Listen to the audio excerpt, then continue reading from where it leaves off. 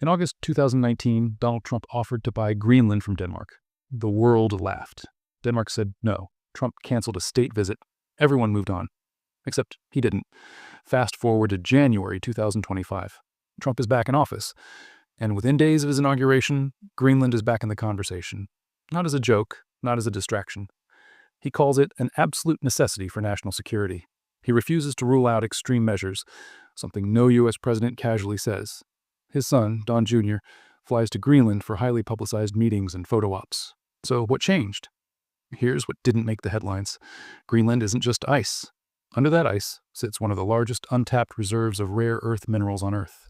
Neodymium, dysprosium, praseodymium, names you've probably never heard. But they're inside almost everything you own. Your phone, your electric car, the weapons systems that keep global superpowers in check.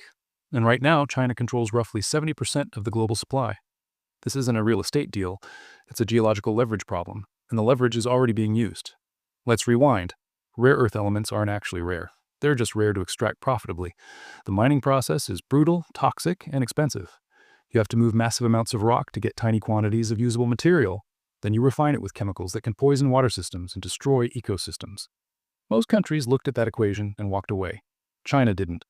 In the 1990s, while Western nations outsourced manufacturing and congratulated themselves on cleaner air, China made a different calculation. They built the mines. They absorbed the environmental cost. They subsidized the industry until competitors simply couldn't survive. By 2010, China had near total control. And then they showed the world what that control meant. That year, after a maritime dispute with Japan, China quietly halted rare earth exports. No press release, no official announcement. The shipments just stopped. Within weeks, Japan backed down.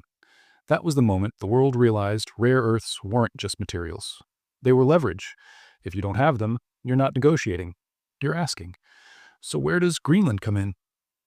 In 2013, a Chinese-backed company attempted to invest in Greenland's Kvanefjeld project, one of the largest rare earth deposits on the planet. The US and Denmark intervened quietly. The deal collapsed, but the minerals didn't disappear. Geological assessments estimate Greenland's underground resources could be worth over $1 trillion, based on mineral surveys and strategic resource evaluations, not hype. Much of it remains unmeasured, buried under ice sheets more than a mile thick. For decades, extraction wasn't realistic. Climate change is changing that. As the ice retreats, it's not revealing empty land. It's exposing a resource map: rare earths, uranium, zinc, lead, and offshore oil. The kind of geological portfolio that doesn't just support economies, it defines them. Now add this detail: Greenland has about 57,000 people, fewer than a mid-sized American suburb. It's self-governing, but financially dependent on Denmark, which provides roughly $600 million a year to keep the country running. That's the entire budget. Now imagine being Greenland, $1 trillion under your feet, global powers watching your every move, and a population too small to manage the pressure. You are not equipped for this conversation. Here's the uncomfortable part. The US doesn't actually need to buy Greenland. It just needs to make sure China doesn't gain control over its resources. That's the real strategy: denial, not ownership. In recent years, the US reopened its consulate in Nuuk for the first time since 1953. It's funding mineral surveys, supporting infrastructure development, and expanding military cooperation, all designed to keep Greenland anchored in the Western sphere. Because if Greenland ever becomes China's alternative supply source, the entire rare earth balance shifts. Suddenly, Beijing doesn't just control production, they control the fallback. And that means every major technology decision, from EVs to AI to defense systems, starts with China's approval. Trump's Greenland proposal wasn't diplomacy, it was insurance. Now let's talk about what that $1 trillion really means. It's not cash sitting underground, it's potential. Turning that potential into real value requires mines, refineries, ports, power grids, roads, and decades of investment. Infrastructure that doesn't exist yet. Greenland can't fund that alone. Denmark doesn't want the risk. That leaves only a handful of players capable of doing it: the United States or China. And here's the tension. Greenland wants independence, full sovereignty. But independence costs money.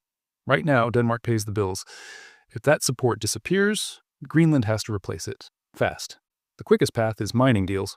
And historically, the fastest money comes from the country willing to write the biggest check up front. China has perfected that model.